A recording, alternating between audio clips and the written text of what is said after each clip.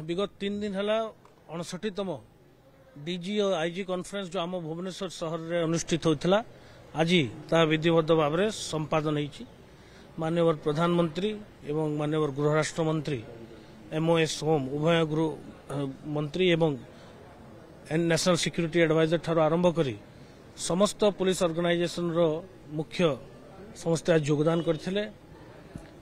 समुदाय VVIPs एवं delegates मिसेकरी more than 150 delegates यही कॉन्फ्रेंस योगदान करथिले। 3 दिन काल यही कॉन्फ्रेंस चलथिला एवं आज ताहा सुरुखुरु भाव में सफलतार सहित संपादन करा जायछि। मु आपण मान माध्यम रे समस्त को धन्यवाद दूची। विशेषकर भुवनेश्वर अधिवासी भुवनेश्वर भाई भौणी मान को कमिशनरेट पुलिस तरफ अशेष अशेष धन्यवाद। से माने हमको संपूर्ण रूप से सहयोग करचंती।